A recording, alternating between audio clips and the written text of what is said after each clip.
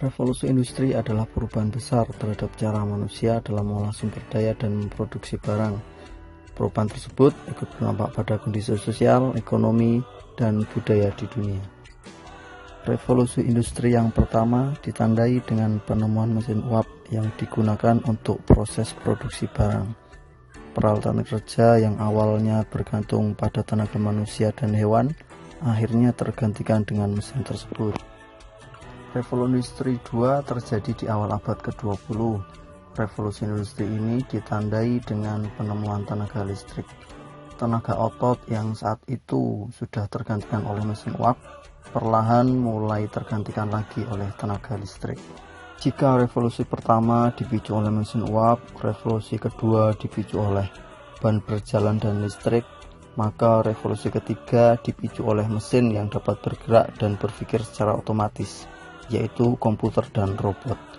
Penemuan semikonduktor, transistor, dan kemudian integrated chip atau integrated circuit membuat ukuran komputer menjadi semakin kecil, listrik yang dibutuhkan semakin sedikit, serta kemampuan berhitungnya yang semakin canggih. Revolusi industri 4.0 adalah tren di dunia industri yang menggabungkan teknologi otomasi dengan teknologi cyber. Istilah industri 4.0 berasal dari sebuah proyek dalam strategi teknologi canggih pemerintah Jerman yang mengutamakan komputerisasi pabrik. Pada industri 4.0, teknologi manufaktur sudah masuk pada tren otomasi dan pertukaran data yang mencakup sistem cyber fisik, Internet of Things, cloud computing, dan cognitive computing. Tren ini telah mengubah banyak bidang kehidupan manusia, termasuk ekonomi, dunia kerja, pendidikan, bahkan gaya hidup. Singkatnya, revolusi industri 4.0 menanamkan teknologi cerdas yang dapat terhubung dengan berbagai bidang kehidupan manusia. Banyak hal yang tak terpikirkan sebelumnya tiba-tiba muncul dan menjadi inovasi baru, serta membuka lahan bisnis yang sangat besar. Memang, perubahan seringkali diiringi dengan banyak dampak negatif dan menimbulkan masalah-masalah baru. Namun, perubahan juga selalu bisa membawa masyarakat ke arah yang lebih baik. Dunia pendidikan di Indonesia perlu juga mempersiapkan diri memasuki revolusi industri ini dengan melakukan beberapa perubahan dalam menerapkan metode pembelajaran di sekolah. Yang fundamental adalah merubah sifat dan pola pikir anak didik. Kedua, mengasah dan mengembangkan bakat anak. Dan yang ketiga, lembaga pendidikan harus mampu mengubah model pembelajaran disesuaikan dengan kebutuhan zaman.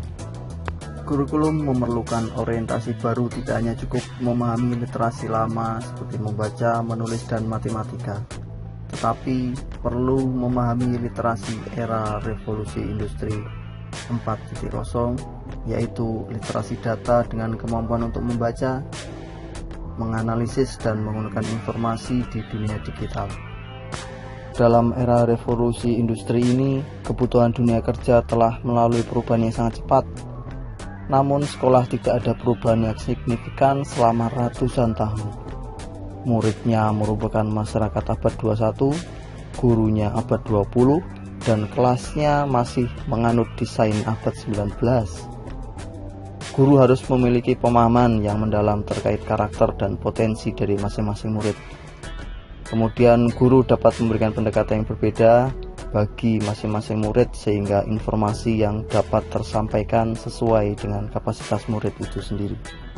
Pembelajaran zaman now yang menyenangkan dengan sumber informasi yang melimpah diharapkan tidak menjadi penghalang bagi guru dan murid untuk saling berinteraksi. Dengan adanya kemajuan teknologi seperti sekarang, pendidikan harus mampu mengantisipasi perubahan agar tidak ketinggalan dari begitu pesatnya kecanggihan teknologi. Pemanfaatan teknologi informasi dalam kegiatan belajar mengajar secara tepat diharapkan akan mampu membuat proses pembelajaran lebih bermakna, mengingat berbagai potensi teknologi informasi untuk mendukung kegiatan belajar mengajar masih sangat terbuka lebar. Kemajuan teknologi sekarang memungkinkan siswa untuk belajar sepenuhnya secara online sambil tetap bersosialisasi dengan teman sekelas. konsep pendidikan tradisional telah berubah secara radikal dalam beberapa tahun terakhir. Hadir secara fisik di ruang kelas bukan satu-satunya pilihan belajar lagi. Anak sekarang lebih nyaman dengan gadget dan sosial medianya. Secara tidak langsung, telah memaksa guru untuk dapat juga memanfaatkan media sosial tersebut untuk proses pembelajaran. Guru harus mampu sebagai konten kreator yang inovatif, unik, dan menarik tentunya di media sosialnya.